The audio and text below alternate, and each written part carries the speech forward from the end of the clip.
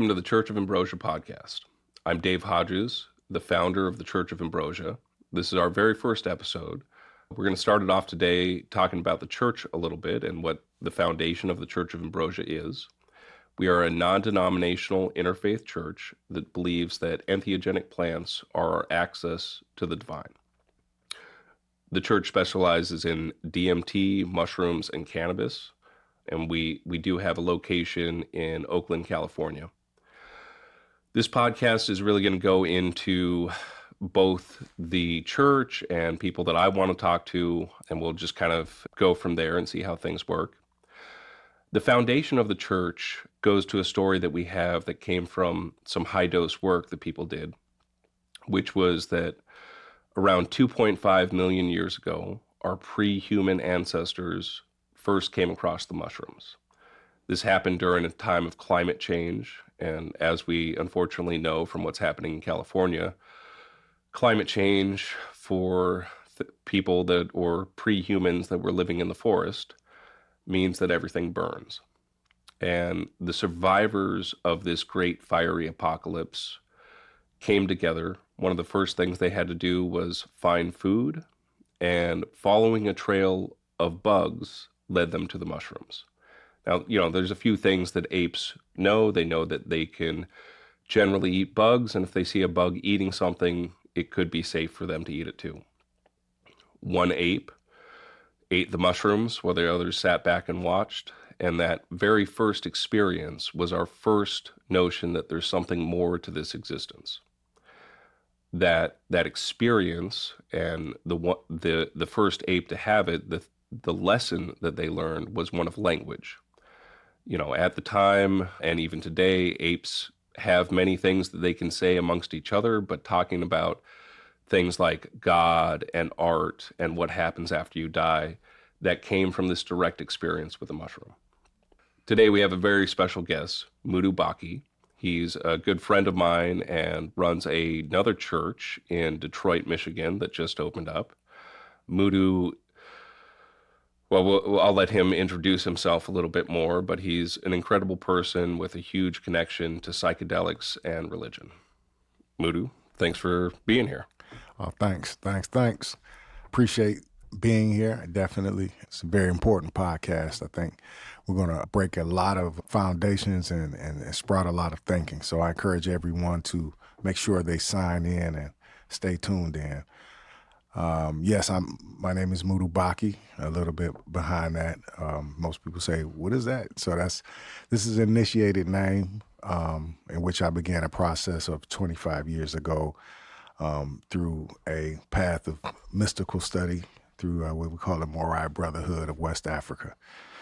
There I took on the name MOUDOU BAQUI, and I'll go further into that later on in terms of that, but that's a name, Baba MOUDOU BAQUI in particular, as I'm known and throughout my community, which is a spiritual leader in a sense. It goes into the leader of the Senegalese people, who was a mystic prophet who fought against colonialism through spirituality. Spiritual means deep spiritual science, but that's an insight. Yes, I've been involved in psychedelics and other aspects of human development for most of my life, in particular psychedelics for over 25 years. And so, we have a great friendship, a great connection in this work, and, I'll go more into it as we go along, but like I say, thank you. Thank you for having me. Well, thanks for being here. And your church that just opened up in Detroit, what's the name of it? It's Per-Ankh. Per-Ankh, which essentially translates to House of Life. And it harkens back to civilizational structures where there were Per-Ankhs in many cities throughout what we call ancient Kemet or ancient Egypt, which were houses of knowledge and learning and spirituality. So it's a nod to that tradition, and we're brothers in this movement. Yeah, I'm absolutely delighted that you finally have a location going in Detroit. There's been so much history out there with Kalindi E and what he had done. You were his student for many years. Unfortunately, he passed away at the beginning of the pandemic, but it's great to see that there's now a home for the community out there and that you can build on your own work and support the community that's going. Yeah, absolutely. As we know, when we utilize these sacraments properly, these DMT containing alkaloids and substances properly in the traditional way and tap in, it sprouts to a new and better defined way of living. And so that's essentially what we're about and what we support, on both sides of the coast. Yeah. A new way of approaching this thing we call life. Yeah, it's very needed. Yeah. And, the next few years are going to be an interesting one given everything happening in this world. So people are definitely going to need the help getting through with the tools that we have. So I know we were talking, you just came back from a pretty amazing trip out in Africa. Will you tell me a little bit more about that and why you went out there and what's going on? Oh, yeah. Yeah, like I say, throughout this process of learning and studying, when I started back in 99 and got my name, it was a process of, me regrounding myself into my ancestral lineage and understanding that, but also humanity's ancestral lineage, and when we talk about psychedelics, of course, there's a gratitude and a due focus to those of our brothers and sisters in the Western Hemisphere, particularly like Maria Sabina and those ancient Aztec and Mazatec traditions. But we understood this to be a global tradition. And so it became a personal quest for me to learn those traditions that were shared on the continent of Africa as well. So in that process, I visited 7 or 8 countries and multitudes of traditional people in the pursuit of learning more about how these substances were used for awakening and spiritual awakening. And so I ended up on this last jaunt in Namibia, which was great, and was able to interact with the Khoisan people, those individuals who speak with the click, colloquial use. But what was more profound was learning about how they utilize the sacred plant technology, as we like to call it, to produce rapid healing in scientifically verified ways that are undefined, but definitely verified.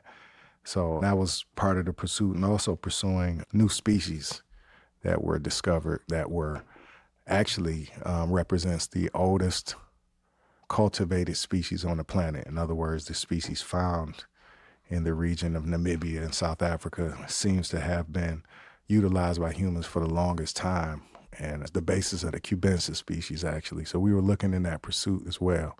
So it was beautiful. Maybe not necessarily a new species to the people who have been using it, exactly. But a new species to the Western science and this modern movement of thinking that we know everything about everything. Yeah. Because these things were used, like I say, all over the world by all peoples. But yeah, that was part of the trip. So we went to work the Khoi, and then we also were able to talk to the Himba people, the iconic people that color their skin with the red ochre, and actually learn about, their aspects of what they call the eternal or sacred fire that they keep lit and how they use that as a place for ritual. But yeah, it was profound. Yeah, it sounds amazing. Yeah. And I think it's really important too for us, or you and people in general, to see that these traditions are beyond just what we think of the oldest, or when I say we, what the modern world thinks of the oldest psychedelic uses, because there's a lot of talk about the traditions with Maria Sabina and the people connected in South America, but as you said, there are psychedelic plants all over the world, and I know there was a dialogue for a long time that there weren't any psychedelic mushrooms in Africa, and it was just a matter of nobody would tell the white men, what the truth was. Yeah, so yeah. To make sure that there's people who can understand those and the traditions don't get lost as the world changes, I think that's incredibly powerful, and to help people understand that these traditions, they're not just based on one culture. They're right. Every culture, from England to Africa to South America and You know, I mean, even in some of the most remote parts of the world, these tools are there. Yeah, and it's important to bring that to light because, you know, there's always an attempt to exotify these things. Like, ooh, that's off in the dark annals of... No, this is part of mainstream human development throughout all societies, and it led to a great amount of human complexity and development for the good, you know, as proven now by science, and it's being proven every day. So, yeah, this work is important. You know, it helps people to break down the mythos of the whole hippie, or this is just some new drug thing, or this has no use, or this has no rooted traditional approaches. And even with that, we know that there are species that are still being discovered, and potencies and all of these that are still being discovered that have particular uses and benefits. So, yeah, it's very important work. Absolutely. Yeah. Yeah. And, you know, the other thing is to show that these aren't just drugs for fun. Right. I mean, sure, you can have fun with psychedelics, but, you know, there are deep traditions of both healing and connecting with things beyond this world that helped us become what we are today. And, you know, it's not just this one culture in the middle of South America that started everything. It's really, I mean, based on what we look at from the Church of Ambrosia's perspective, this has been going on for 2.5 million years at least. Yeah. Right. So cultures that we have no record of, that have long past been buried under tons of rock and dissolved in ways that we'll never know that they exist, have been using these things. So of course, everyone that we have a connection to, and everyone that still exists on this world, and over the past 2,000 years, that is the ridiculous recorded history that the old book says is what happened. Yeah. You know, these things have been there. They've just been hidden and really insulted in many ways. You know, this is not a bunch of people just taking drugs to have fun. This is not the work of the devil. This is not, you know, some horrible thing that's going to corrupt your soul. These are the access to what your soul truly is. Yeah. And in fact, there's ample enough evidence of a purposeful suppression of this information. Absolutely. 4 aspects of regulation, you know, because like what they say, the greatest liberty is the liberty of human cognition. Right. Your ability to have the freedom of cognition and thought. And once that's strapped, everything else matters not, you know. So, and this is what has been termed as the pharmacratic inquisition, you know, in which these traditions are buried and have been tabooed, while at the same time being utilized by those who so-called want to be the gatekeepers. And, you know, so, you know, a lot of the work we do is about education, enlightenment to these topics, how they can help, how they benefit, and being stewards to this work, you know, like others before us, you know. Yep. So it's just, yeah. So I wanted to ask you, because, you know, a lot of the work you do and a lot of the information you give out, you know, it breaks people's foundational view of the world, right? Right? So how do you deal with, I guess, bringing people to that understanding without just totally crashing their conceptual framework? I mean, that's easier said than done, you know, but the thing that's really the big thing going on in this world right now is people are losing the faith in tradition, right? So they're seeing that this book may say it has all the answers, but things aren't getting better.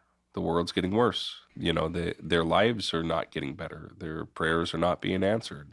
Mm-hmm. So there's a lot of people losing faith in the mainstream religions. And the big difference between any book and what we're talking about with the breakthrough dose work is direct experience. Yeah. You know, we're not saying, hey, you have to listen to what I say or listen to what you say or read this book. We're saying you have to go in the right way, in the right set and setting with the right intentions, and get your own answers. Exactly. And, you know, as long as you do that process right, and when I say right, dosage is a big thing, potency of the mushrooms we've been talking about a whole bunch, which, is definitely something that people need to understand more, is that what we've seen through the testing in the church is that there's a 1-to-80 ratio.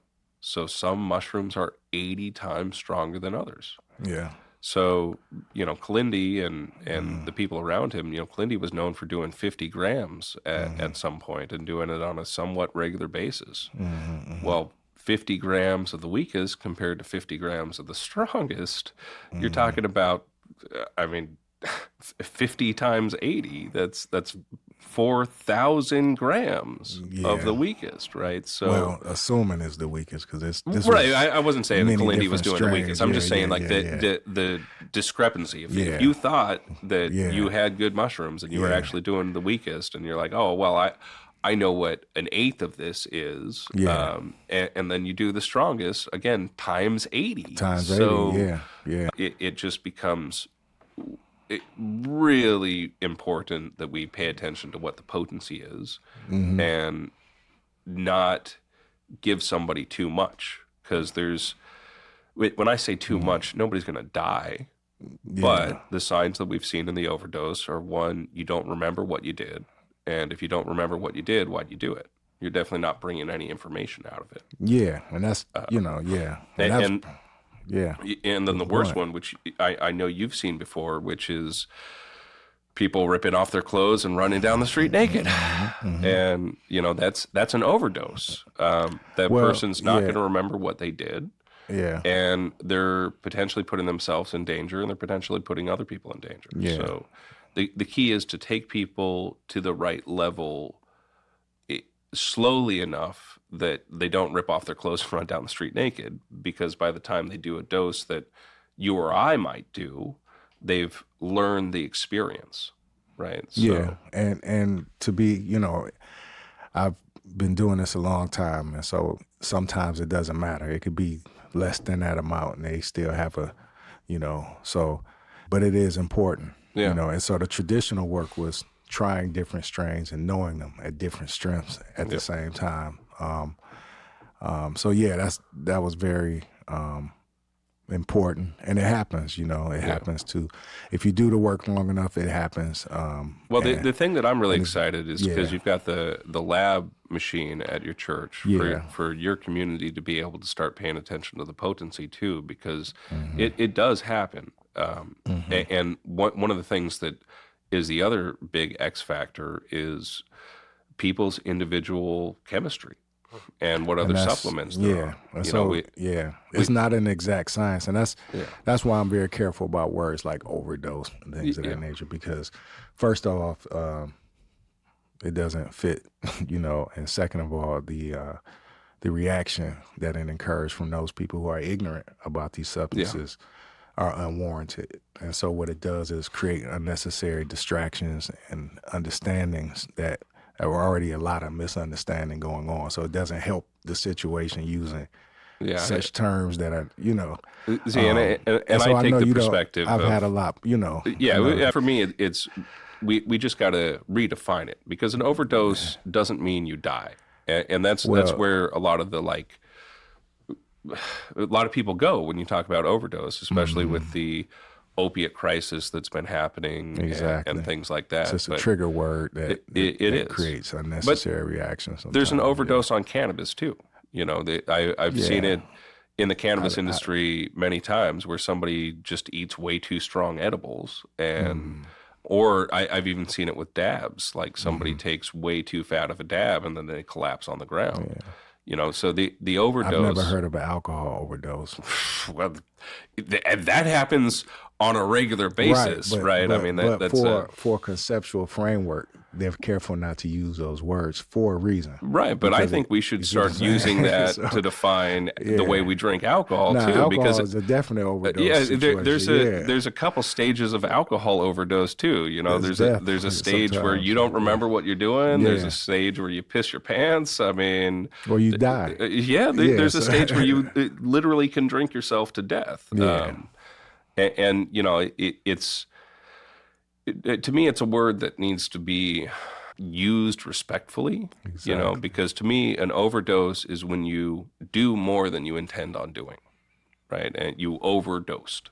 Like But you're absolutely right. And I think this is a point that you and I will probably argue about for years and years, because I do understand your perspective too, which is, you know, when you start saying overdose, you start getting that fear of these things are dangerous. And the fact is, to actually die from consuming psilocybin, you need to do such a large amount that you're never going to get there. Yeah, you won't. I mean, maybe with some of the most potent mushrooms, if you actually ate like 100 grams of the most potent mushrooms you could find, but you would, that would be extremely irresponsible, and nobody's going to do that. Yeah. And more than likely, even then, you would purge. You start vomiting before, right? I mean, it's not as likely to happen. Now, again, as we see things evolve over the years, you're going to have concentrates and pure psilocybin. Eventually, somebody will do an extraction of pure psilocybin or something close out of mushrooms. And, you know, at those points, but again, you'd still have to consume something like an ounce of pure psilocybin to actually reach that LD50. Though Paul Stamets actually pointed out in a conversation I was having with him that that LD50 information that everybody uses for psilocybin, that's really old. And that study was done in a really kind of fishy way where that LD50 might even actually be a lot higher. It just, they had one mouse die after injecting it with a whole bunch of stuff that really, you know, borderlined on, there could have been just the fact that you put that much stuff into the mouse at one time that killed it. So, you know, it's definitely, you know, when we get into the war on drugs and the things that go on, this horrible war on our own people over things that are either medical problems or sacred tools. Exactly. So from my perspective, that's why I'm very sensitive about misuse of words and misapplication, because real consequences come from that, you know, beyond conversation points, you know. So it's very important because real people get affected. Yeah. Well, I mean, we really need to end the war on drugs. You know, that's really what it comes down to. And the dialogue around everything. I mean, if somebody's an addict, they are sick. Exactly. Right. They have a disease and they need help. They're not bad people that need to go to jail. Right. Right. And you know, when you're talking about the dangerous drugs, the ones that are truly addictive and destructive, things like heroin and meth, you know, those things, you're never going to solve the problem by putting everybody in jail. Oh, no. You know? Yeah. And what's interesting is what we're talking about is, you know, something that breaks the addictive cycle, right? Yeah. It's proven to disrupt the frontal lobe activity, which leads to that reoccurring thought pattern, repatterns the synaptic firings, allows for expanded thinking, encourages dendrite production. So these are things that, for some reason, though, are warred against, just like heroin. Right, exactly. I mean, the crazy thing is that mushrooms are a Schedule I controlled substance, just like heroin, right? So that there's no medical use to them. I mean, cannabis is technically still on that list too. And, you know, that just points to how ridiculous the war on drugs is in general. But definitely when you're looking at the sacred tools that we use and all the different sacred tools that are used throughout the world, you know, everything from ayahuasca to the plants that you were being introduced to in Namibia to the mushrooms and even the synthetics like LSD, there's so many things out there that have been shown to help with the addiction problem and help you get past things that you couldn't get past any other way. Exactly. I think actually one of the most amazing, since we're talking about addiction, is Iboga and Ibogaine. And that's also one of the most dangerous ones. People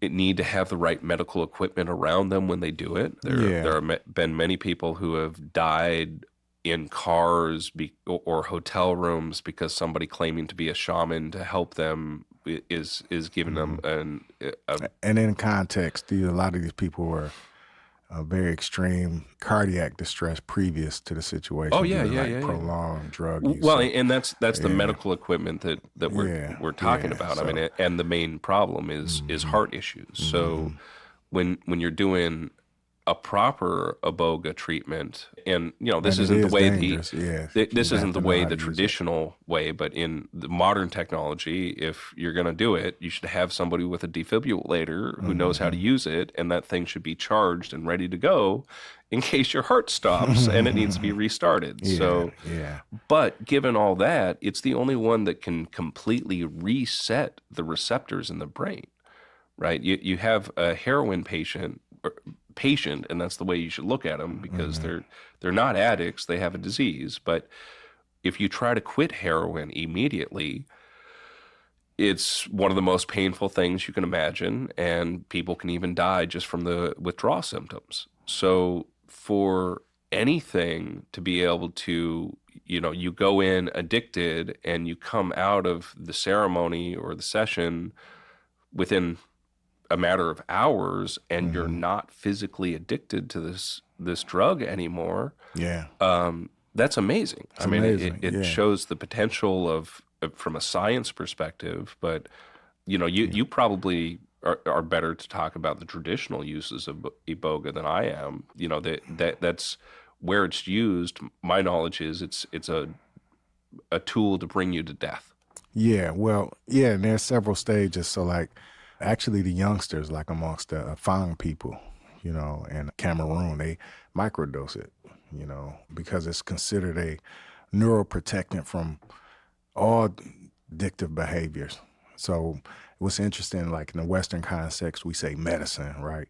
They don't see it as medicine because there's no sickness to heal. It's more of a maintenance. So, yes, for the elders, those who get initiated into a high spiritual society, they take a very extreme dose, which takes them to the edge of death and allows them to see. And if they survive, they are a high initiate, And then there's an intermediate dose that young adults take that will take you there, but not so close. And so there are levels to it, but yeah, it will push you over the edge. Yeah. Yeah. That's interesting that part of the tradition too is microdosing it. I haven't really heard anything about that. I'm sure there's something interesting there. Yeah, a lot of traditional societies, whether it's ayahuasca, acacia, mushrooms, they'll make it part of their daily, sacrament, because that's essentially what it is. It's a sacrament. So, and that's the context that, we see it in and celebrate it in, so yeah. Yeah, to me, and this is just a little more context of the church, but I say this especially with mushrooms, but it applies to all psychedelics as far as I'm concerned. They affect the border between this world and the next. And at a microdose, it's like putting a little crack in the wall. At a normal dose, it's like poking a hole. And at the really high doses, it's like taking a sledgehammer and breaking down that wall. Yeah. But the first thing on the other side is your soul. So anything that brings you closer to that is going to help you in some way. And if you're looking for the answers to why you had to go through what you had to go through, what you're supposed to do in life, why you're here, any of those questions, no book can tell you that. The only way you can get those true answers is learning how to use these tools to go have the conversation with your soul. Yeah, the living book. Yeah. Yeah. So that's really what it's about too, and that's a beautiful thing to always remember, because now, of course, it's being, I say, candified. It's being sprinkled with sugar and sparkle and glitter, and it's now becoming a new party drug. But it's important that, one, it's not a drug, and it's an amazing tool, that can transform societies, and so that's why we call it a sacrament, because of the sacral. It stimulates that sacral, the sacred, the secretion, as we would call it. Yeah, well, and I think it also elevates it to a higher level than trying to call it a medicine. Yeah. Because, like, a medicine is something where you take the pill and you're better. Yeah. Right? I mean, whether it's an antibiotic or a painkiller, the whole point is you take it and you get better. And what's interesting amongst the Khoisan, when they were speaking about these different substances, they kind of giggled and they say, no, Say first you have to get the healing, then you take the medicine for the body. Say this is for the healing. Say so that your body will accept the medicine, the cold, cough medicine, whatever else.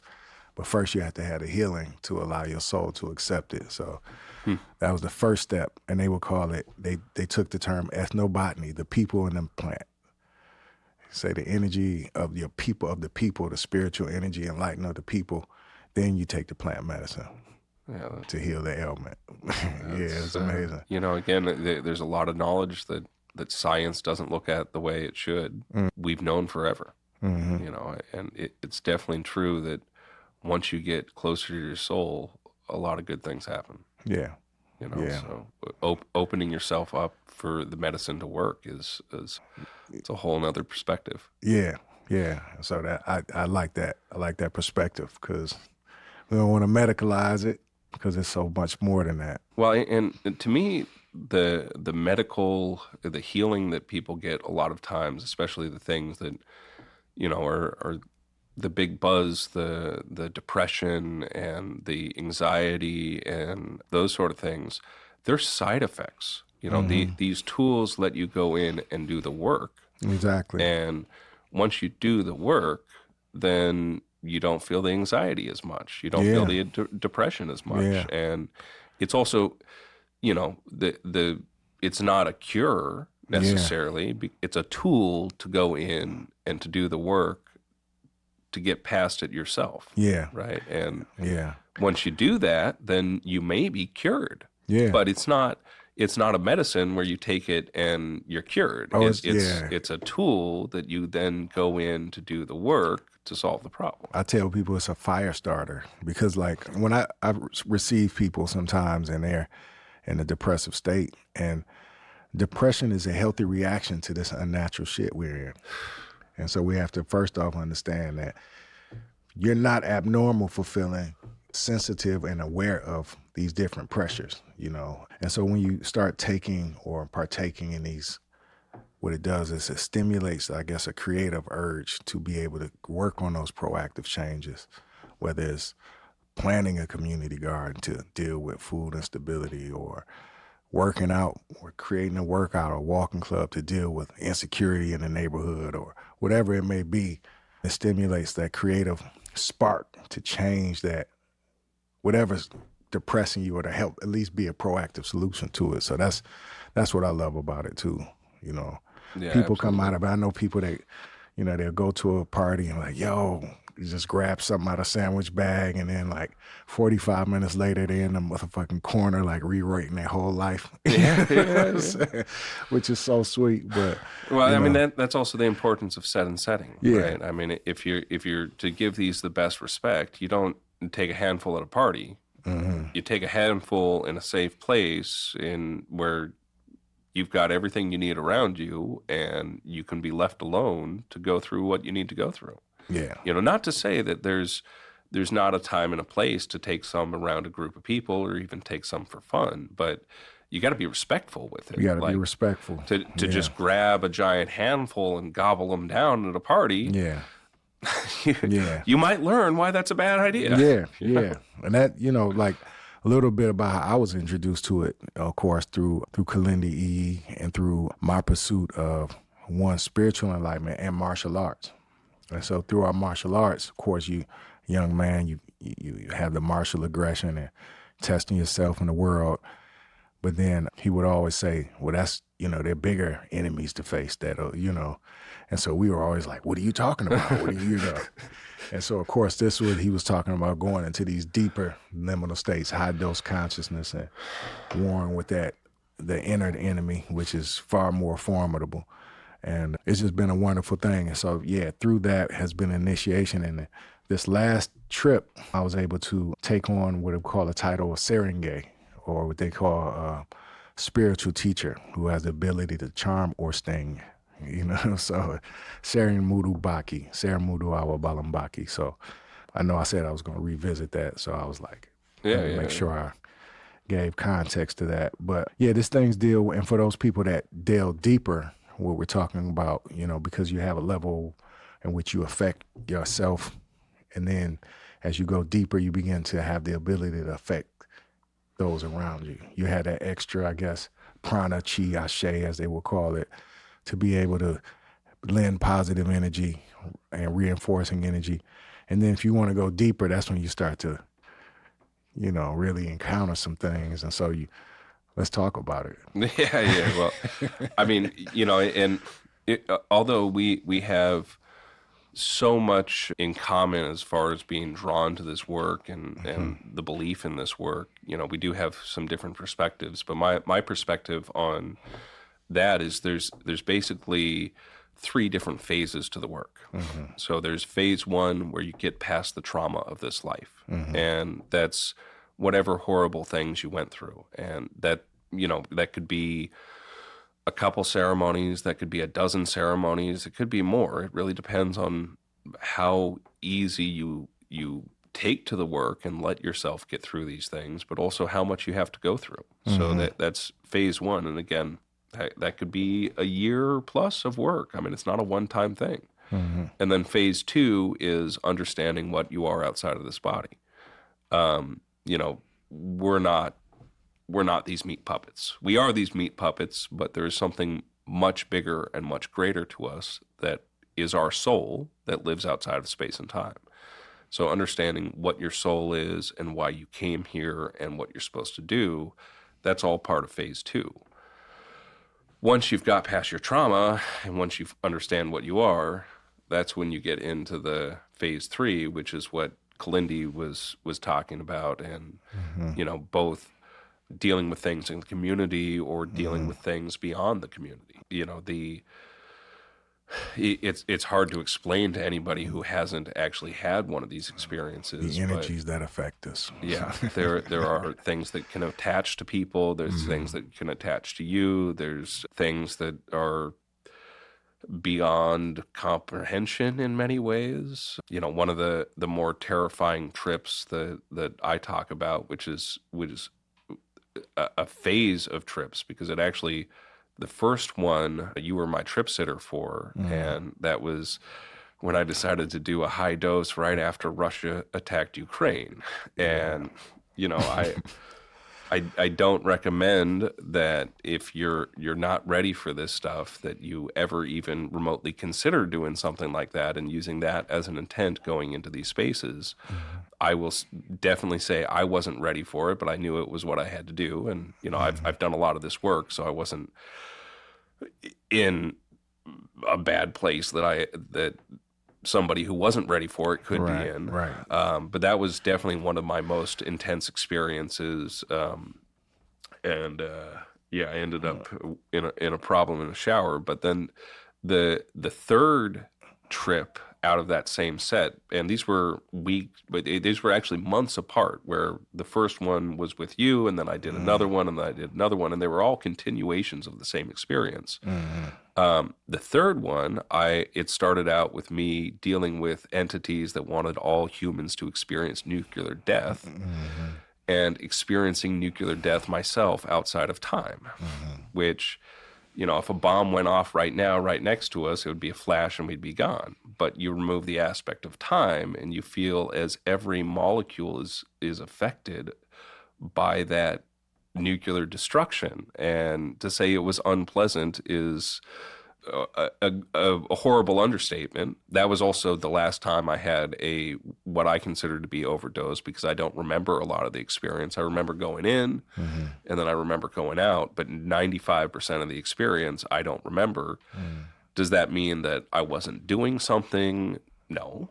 But in this case, it's probably okay that I don't remember it. I definitely wish I didn't remember the experience of nuclear death outside of time. Obviously, that was something important for me to experience. But if I could not remember that, or not vividly still feel as it's happening, that wouldn't have been a bad thing. But it's dealing with those. I mean, when you're talking about the martial arts, and Kalindi saying there was things much more terrifying than anything else to battle, there absolutely are. There's a lot that affects our world coming from the other side that shifts masses of people in directions. And one of my hopes is that by helping people through this work, you and I can start bringing more people in it who are ready to actually have those battles, because it is something more terrifying than anything else in this reality that we're looking at that needs to be dealt with. But martial arts, I didn't have the martial art background. I could see how it would have helped getting into these spaces, like as part of the tradition. And that's one of the things I think that was really amazing that Kalindi brought back, was the martial arts techniques to help hone you in that direction to be able to have those battles. But, again, there's always different layers to everything. Yeah. So there's the battling things in this world, there's battling things in your community, and then there's battling things that affect far beyond this reality itself. Yeah, I know there's a concept of, it's shared by Tesla, Schrodinger, and I believe Higgs as well, that dealt with the idea of an ionic field, that in which thoughts, ideas, concepts existed, and this is the realm which certain thoughts and ideas are manifested, good and bad.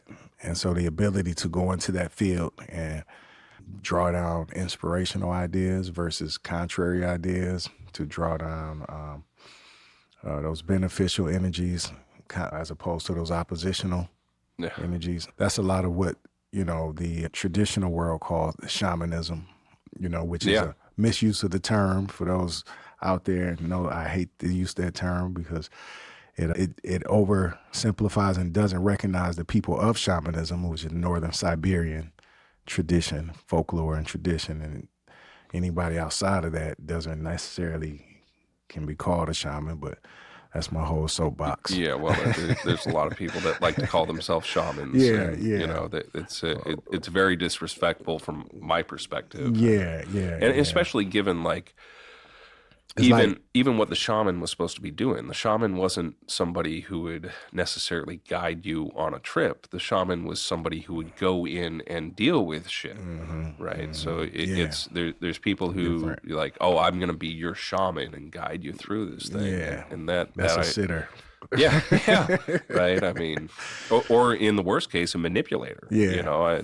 There's one of the dangers of these things is that when you're in these deep spaces, if you have an energy around you that is going to try to manipulate you and knows what they're doing, they can have a lot of influence on you. And I think that's where some of the dangers of things that have happened in the past with psychedelics happen, where you have these cult leaders who are using LSD to, get everybody convinced that they are the second coming of Christ. But that doesn't mean that these things are dangerous. It just means that they have to be used responsibly, and we have to, like anybody who's going to say that they're a shaman and that they're going to guide you through the experience, you should, one, do a lot of research on the person, but two, be skeptical. Yeah. When we do the doses through the church up here in Oakland, there's one person on the dose and there's two sober sitters, not with you, just in the building to make sure that, hey, if anything happens, you'll be safe. But you're by yourself in a room without anything on the walls, in your own space, for you to just go as deep as you need to go. Yeah. If we have to do some sort of intervention because you're having a bad trip or because you're too nervous to go in, just the mere fact that somebody else steps in the room with you is going to completely change your experience. Right. And then also, for those people that are listening, it's important to understand too that the ultimate lesson you learn is that you are a sovereign, powerful being. Yeah. And that these perceived energies and things are minuscule to your ultimate power. And that's one of the primary reasons that we started this work, is understanding what real power is on a spiritual level. And that is tapping into the understanding that you have an unlimited well of power. You have an unlimited, these perceived dark imaginings are not something to be feared. And that's the first lesson you have to learn in those sometimes dark night of the soul trips. So I often try to do that because some people get super afraid, like, oh, and especially for the, those who are skeptical out here, they, I told you not to. Yeah, yeah. So it really is a light-bearing approach. You become enlightened. You become more in love. You become more happy. It's not I don't want anybody to paint a dark image of it, like that. No, well, because- I mean, again, it's set and setting, context. They're and dosage are all really important for people to understand, and that helps us get into those places. But like you're saying, once you understand what your soul is and what you truly are, why you came here and what you're supposed to do, that's power. Yeah. That is the most power you could possibly hope for. You have a direct interaction with the divine, whatever you conceive it to be. And once you have that assurance, I mean, you move with a stronger faith, as we like to say, or like that used to be said, it's faith of a mustard seed and all these things. So it's a definitely pursuit of power and hope and strength. It's the reassurance that this thing we call existence is ongoing, and that we are not simply, but we're primary actors and co-creators of it, and we have the means to do that. So it's important people understand that. And I think that's the thing we think. One of the beautiful things is that you have people in this world who utilize these things, benefit from it, but you imagine like the person who's selfish not to want to tell everybody about it. Like, yo, try this. You know what I'm saying? Yeah. And so that's the thing I appreciate about you. You very upfront, forthwith, you providing, institutional work and access for people to have this experience. Everybody has a right. That's what I've been a part of. That's what, we represent. And there's people out here that are about it. Yeah. Well, I mean, for me, it's, everybody has a soul. Yeah. And understanding what your soul is and why you came here and what you're supposed to do. I mean, there are literally questions that everyone has at some point. And no one else can tell you those answers. Yeah. So to be able to have the access to actually know that.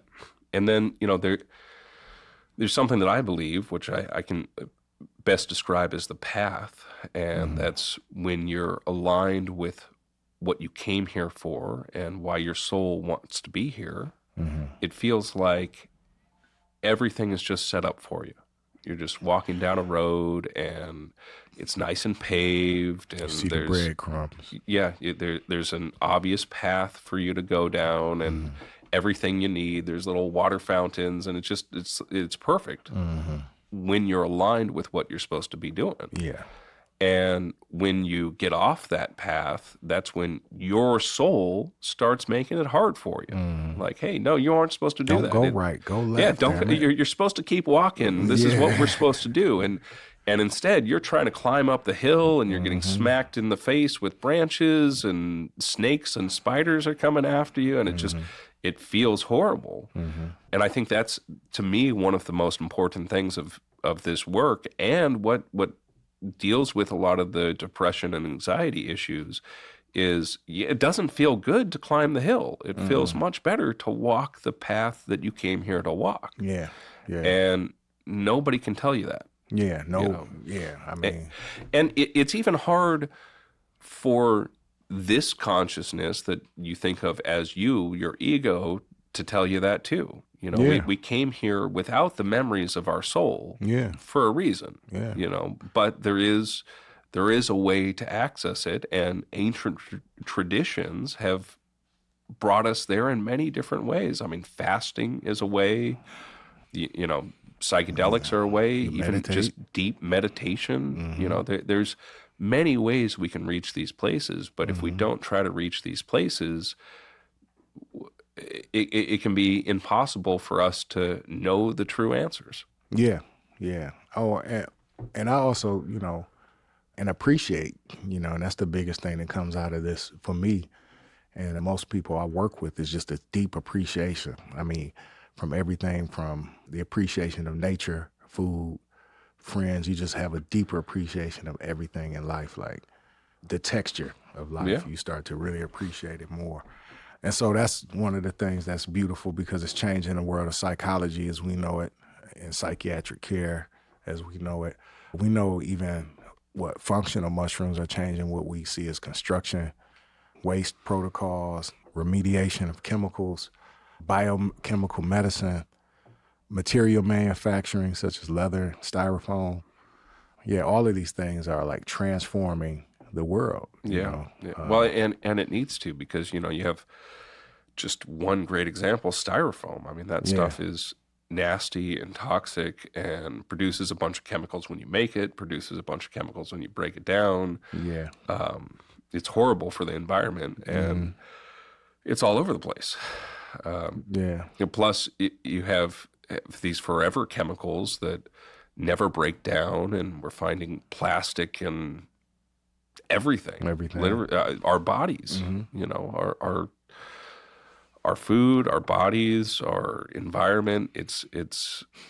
We need to have a big change, and I think the abilities that there are in nature to solve these things that are already there are almost limitless. We just have to actually adopt them. Yeah, and that's some of the things I'm looking forward to. I mean, with the church in Detroit, like the Per-Ankh is one of the things that we're going to do classes and workshops regarding the power of the fungus, sacred, functional, all type of fungus to transform our lives, make better communities, better food options. So we do classes, workshops, of course, provide access, information, and it's big work. Yeah. Yeah. Look, I'm really excited to see you get that together. I mean, I was there for the Detroit Psychedelic Conference, and it's a beautiful building. It has a lot of potential. It has a really good vibe, and this was the neighborhood you grew up in too. It was amazing. Like, I grew up first 25 years of my life looking at the building. It was my first job, shoveling dog droppings, dog shit, getting paid there, and then later on in life, trying to just, help the household out. It became a place of employment. So it's a very special place. And so now I look where my house used to stand, but it's still part of, the work, because now that can be a green space for the church.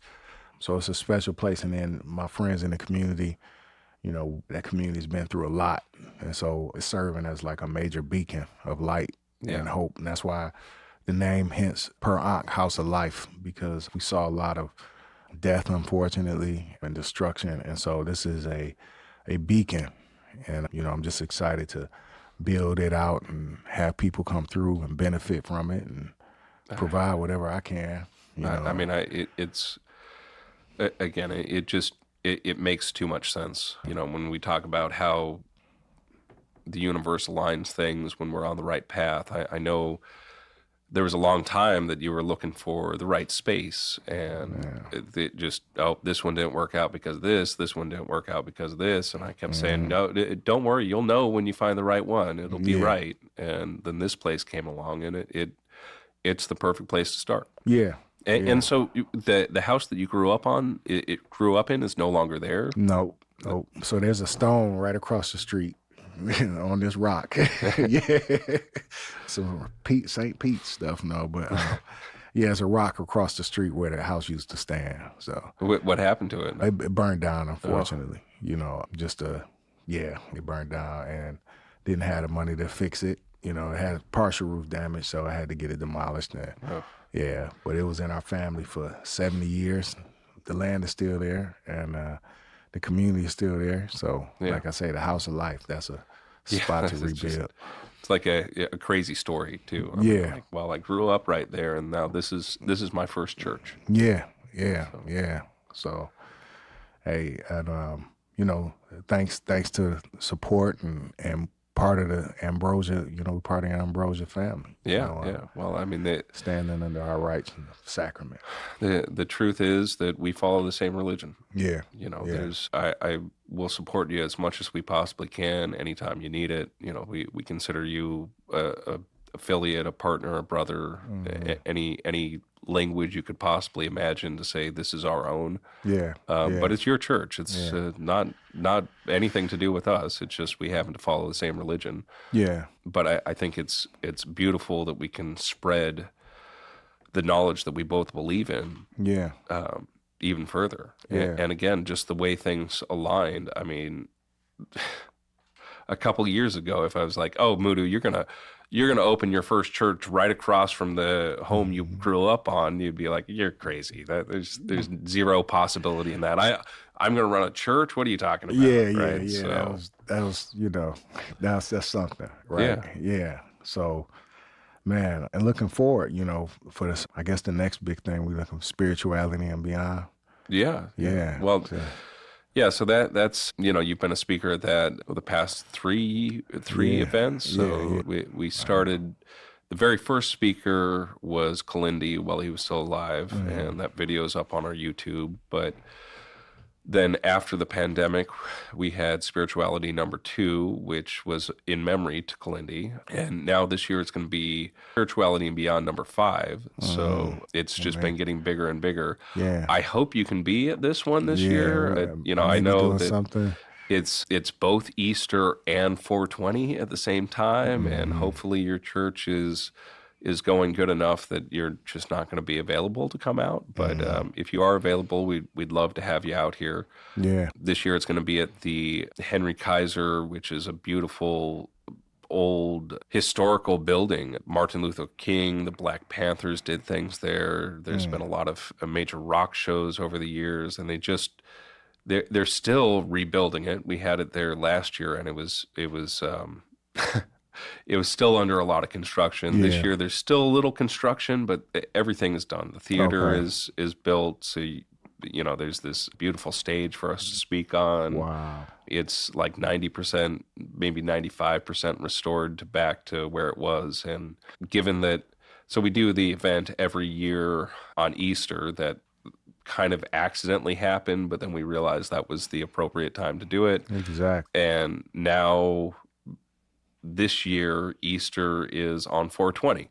So it's like, you can't make this stuff up. No, I don't know who wrote this script, but actually I probably do know who wrote this script. But regardless, for our annual event, which is a 2-day event, 419 and 420 the Easter Saturday and Sunday, for it to be 419 and 420, it's just a sign that we're doing the right thing. Yeah.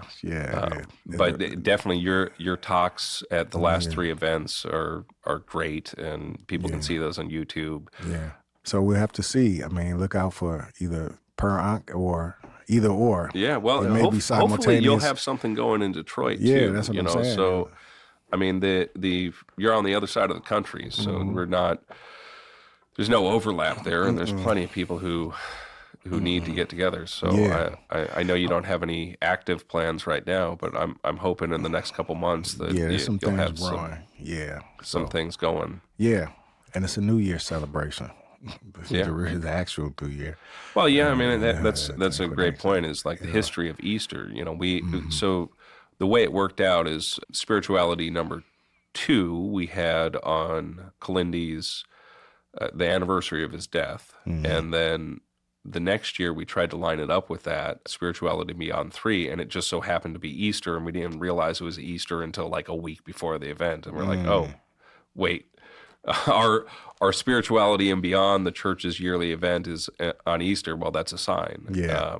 So 4 we did it on Easter, and now 5 Easter lands with 420. So it's just, again, who wrote this script? But the traditions of Easter are far beyond a Christian holiday. Exactly. It's a celebration of the changing of weather.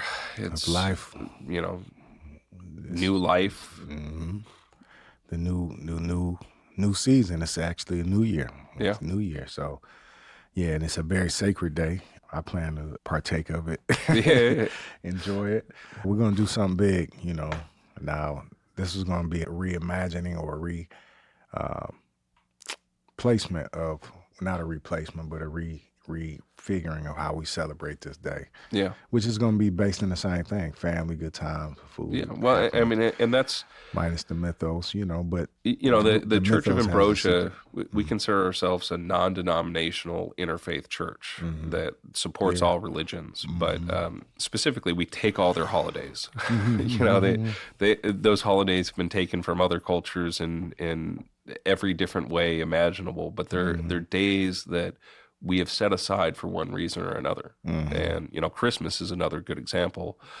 The idea of Santa Claus coming down the chimneys, and that's not really necessarily an ancient tradition that can be tracked back pretty easily. But the date, the solstice, and the changing of the skies and the weather, and even holidays like Halloween, that's a celebration of both harvest, but also a weakening of that barrier between this world and the next. And there's just so much more depth into what those holidays actually truly mean that's been lost because of both corporations trying to sell goodies or Halloween costumes, but even at different points, other religions taking them over and claiming them their own and changing them. Or forgetting the divine essence behind it. They get caught up in the symbology. Like, it's not about an Easter bunny shitting eggs. Yeah. Or you have to understand. There's Christians that consider Halloween a demonic day, and that it's no. There's nothing in the Bible that says Halloween is a demonic day. This is a celebration of harvest, and this is a celebration of. That was their original imposition. Fear your ancestors. Fear the the skeletons and all this. So well, but then you have the Day of the Dead that's still going on, and although I hear that that's even getting a little lost to modern times, but the fact that that's still celebrated for what it is, which is again the weakening of the border between this world and the next, and your opportunity to communicate with your ancestors. It's a very sacred time of the year. So for us to claim those and to help people understand the truths and the other opportunities behind them. Because again, an opportunity to communicate with your ancestors, you shouldn't be fearing that as demonic or evil or something. That should be something. Throw a shoe at grandma. She just wants to say hi, man. She just wants to tell you she loves you, and you're just thinking it's some spooky thing watching me. No, actually, it's probably something that cares about you that's watching you. And to be able to connect with it and understand what it is, that's the farthest thing than what should be considered demonic. That should be our goal. And breaking that curse of fear, because there's so much fear associated with the idea of, the cycle of life, or what we call death, and that, what that means. And that's part of what drives us to irrational behaviors in society.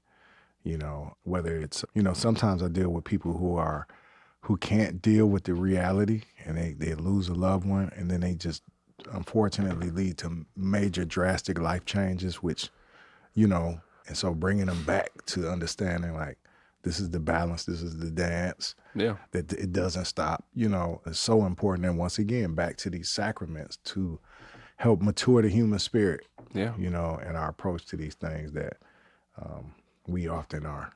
And to help us understand it doesn't stop. I mean, one of the things I talk about, that's really important to me is that this high dose, breakthrough dose work can actually be a cure to suicide. And it's not like you take a pill once and then you're better. It's once you go in and do this work and you understand that you don't die, like you may stop existing from this world, but you still exist. And what's over on the other side is a lot more complicated than what's on this side. This is regardless of how horrible your existence is at the moment. I guarantee you, if you make the wrong choice and decide to get out of it early, you're going to have to deal with more pressure on the other side. Like, if you would have just held out a little bit longer, you would have learned this lesson. You would have saw the punchline behind it Yeah. all. And to understand that this doesn't end. There are ways to reconnect with people who have passed on. That you will not actually end. That just this role in this existence will end. And when it comes to suicide, to know there's a valuable lesson that's pushing you to that point. And until you learn that lesson, if you step out too early, you're just going to come back in and have to relearn it again in another lifetime. The witness will always be there. Yeah. And what we call it, the universal witness. Well, your soul. That soul. Your soul always, that put you in this position. There's always going to be a witness of what happens after, whatever. Yeah. And so that is what you are, essentially. You are that eternal, vigilant witness of this thing we know as creation. Yeah. And so that witnessing or whatever will continue, Well, that's just my approach, our approach, a traditional belief that's shared by many, being the eternal witness, the eternal present, or what they say, the emergence, in which you're just consistently getting a wider view of what is, but it's always there, Yeah. So it's amazing. Well, and that's actually brings up a good point. I use the term soul to define what we are on the other side. And, that's because of the context that I grew up in. But in many different cultures and many different religions, whether it be your soul or some other definition of what exists that is this consciousness that is you, that's watching you, that cares about you, that is you, it doesn't have to be called your soul. I just use that in that context, and, calling it the witness or calling it, at some point I'll have Lama Mike on, and he can break down all the different things that it's called in Buddhism and a bunch of other religions, because he's a great study of religions and psychedelics. But, there is something more to us than this meat puppet, and understanding what it is, being able to connect with it, and being able to use its power is one of the most important things we can do in this life. We just have to know that we can do it. Yeah. Because if you're raised in a very strict religion that teaches you all drugs are bad and that only the book that we're reading is the correct thing, you never open your eyes to the real truth. Yeah.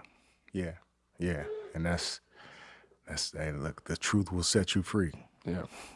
Set us free.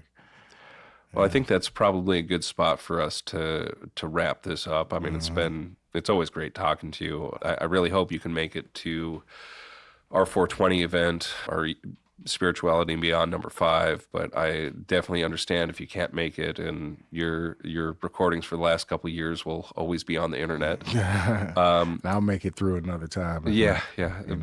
Why don't you tell everybody how we can find you on the internet? Okay, you can go to per-Detroit.org to find out more about the church. You can look me up on the gram, as they say, at Baba MOUDOU Baki, BABAMOUDOU I can also be contacted through the Detroit Psychedelic Society, DetroitPsychedelicSociety.com. And hey, holler at me through any of those means. So awesome. Well, again, Mudu, you're an amazing person, and I'm really glad that we get to have you as the first guest for this podcast. More information about the church can be found at the ambrosia.church website, where we have a bunch of information to keep everybody safe, including usage guides and a dosage calculator. Important tools. There's a lot of stuff up there that everybody will find useful. We're going to try to do this podcast once a month at this point. It might end up being more frequent than that. I'm not sure who our next guest will be. Maybe Zach Leary, who is Timothy Leary's youngest son, who is now supporting his estate.